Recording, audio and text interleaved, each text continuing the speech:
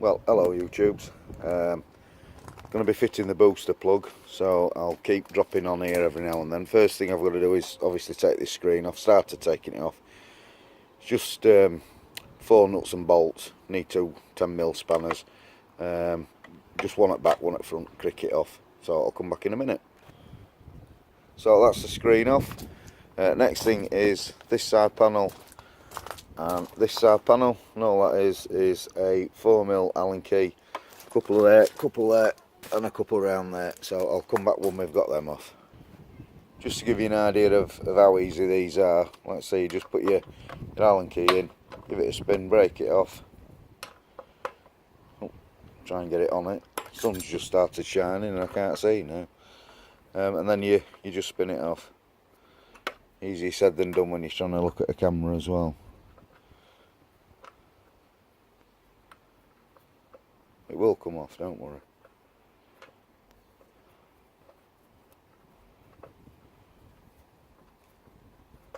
I am trying to look at this through my camera, so it's a bit more difficult. Put that in there. Love these. Got these from, it was either Aldi or Lidl, they were only a couple of quid. And pop your screw in there, your Allen key, whatever you want to call it, your Allen bolt, and then you simply lift that off, and off she comes. It's that easy. Okay, catch you in a bit. If I can touch. And there she is, naked Vera. Naughty girl. Naughty girl. So now I've just got to take these panels off, and all you do with that is a Phillips screw there, and then it's as is referred to many times, plastic penis rubber grommet, or plastic penis rubber vagina or something, and you just clop them out. So I'll catch you in a minute. Like I say, it's just that one screw, and then clip it off. I've just noticed mine's actually broken there. I don't know. I've never noticed that before because it's such a perfect fit, but it's got a crack in it. So as always, there's always one, isn't there? This screw looks like somebody's tried taking it off before, but they've actually, I don't know how close I can get in on that. That's Wes walking past me on the stones. They've mangled all that up. So I'm just going to get, it's an old trick, just get a flathead, tap a line there, and then get a bigger flathead in it and open it up. So I'll catch you when I've done that. But there's always one, isn't there? So there you go, tubes. Just after a few gentle minutes of tapping, I've managed to made the Phillips a bit bigger, so I could get my Phillips in and get it off easier. But yeah, it's a bit mangled, need a new one, but she'll do for now. So just a few minutes, that's all it took. And then again, it's just simply pop it out of the points. I don't know if you can see them. Just pop it out, slide it, tilt it, and it comes off. There she is, done.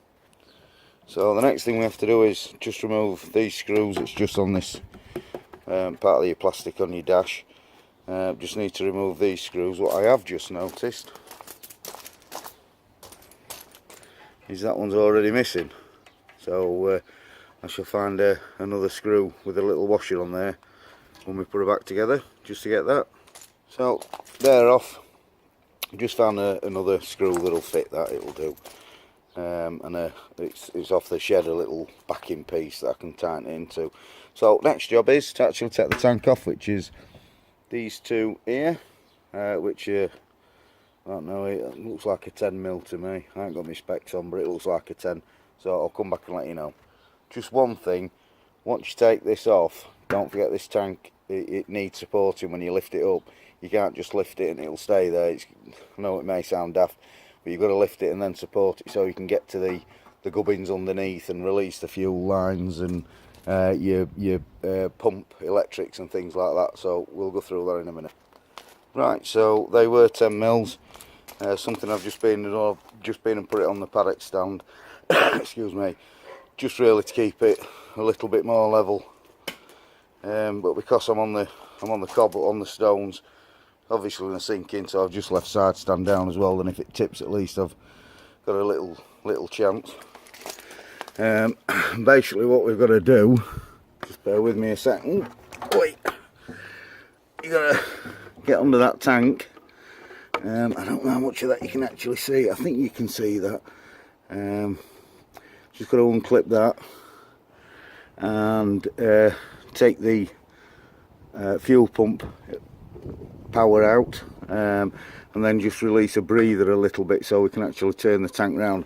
I'm not taking the tank fully off, I'm just going to place it up there, which is, I've got that just to help me, so just bear with me a second. If I can reach the button again. Hopefully you can see that a little bit easier now. I don't know if I've just turned all this off or not. It's just there. That's the clip. You just part it with your fingers, pop it back, then that comes off, and then I think that's your power, your pump power. You just unclip that. I think might have to do that from the other side because I can't really see it from this side. My big daft hands are in way anyway, so I might have to just do that from the other side down there. But I'll let you know, and then it's just a matter of pulling the breather up a little bit, turning it round, lay something on there, something like a cushion or something old that you can lay it on to get to it, and I'll see you in a bit. So just a little tip, when you're taking this power face out there, put camera in the right place, you can see it. It's got little lugs just there and one on the other side. You don't need to touch them, it's actually a lug on the top. I don't know how good you can see that. It's a little lug on the top there, and all you do is push that lug in with a little screwdriver and it'll come out. That's your power disconnected then. Just got to get this piece off now. You can actually see that a little bit. I think you can see that a little bit better now, can you? Try and get the sun out of it. So that's all you do is prise that open, and then push it off. Sun shining on it again, and then once you've got those open, you just pull that out, and I'll come back to you again in a minute. I am assured that because there's no power, that pump has stopped and there'll be no fuel coming out. I'm hoping so, because I've got quite a lot of fuel in here, which is going to be heavy enough to move as it is. You might get a few drips out, but that'll be about all. So I'll catch you again in a minute. So that's the petrol line disconnected. There was a couple of drops. There's a couple of drips, you know. A couple of drips of petrol come out. So always have a cloth or something old and rubbishy underneath, just to protect it. You can still see it's still odd little drip just coming out. So I may put a finger johnny on that just to stop it or something, until it's all clear. And then there should be a breather pipe on there somewhere. I don't know where the breather pipe is, but I will find it. Just tug it through a little bit, and then you can actually, and I've got my able assistant now as well. Well, able. You should just be able to pick the tank up, spin it round, place it on there, nice and safe, making sure you don't damage anything underneath there, and you can get to the box. So I'll catch you in a minute. So there's the tank spun round, just turn it round, and this is what we're actually getting to. This is what you plug your booster plug into. I think all you do with that is simple as that. So I'll get the booster plug out, bear with. So with Josh just holding the camera, all you simply do, I hope you can see this with my big hands in way, is clip that one into there. The other end clips into where it came from, and that's basically it done. And then it's just putting this, which I'm gonna, can you see that, Josh?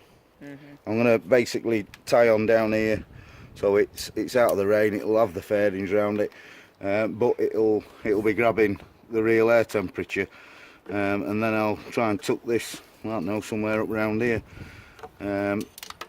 I thought, to be honest with you, a lot more cable came with it than this. The ones that I've seen before have got miles of cable, but it does say you can cut it and splice it with same grade wire. I don't know if that's what you call it, but yeah, so that'll be next phase. So thanks, Josh. Turn her off. Well, we just had a quick break in play there, as they say. Mrs. Rigger shouted, "Your tea's ready," and anybody that's married to a Yorkshire woman knows what she means is come and eat it, or a dog's having your dinner.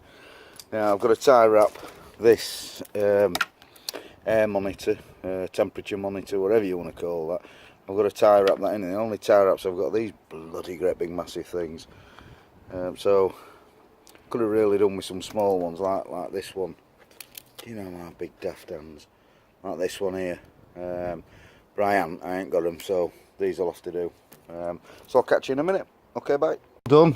Just run out of battery, so apologies. Just putting it back on is exactly the opposite of what you did. Just turn your tank back round, seat it onto the lugs, push it forward, make sure everything's in the right place, put your clamp back on, and then start putting everything back on. So it takes 20 minutes to take everything off, approximately 10 seconds to plug it in, to plug the booster plug in, couple of minutes just to tie wrap it, and then 20 minutes to put it all back together again. So once it's all back together and up and running, I'll let you know if there's any noticeable difference. Did notice why I couldn't find the breather pipe for the fuel tank. At some stage somebody's done a service on it, and sorry about the wiring, why. Just keeping it charging off my USB port there. Yeah, so it looks like they've done a service on it at some time, and they've lost it and not put it back on, so I'm gonna have to get a new one of them. It's only a bit of breather pipe, and it only runs through and out, and I can't trace it anywhere.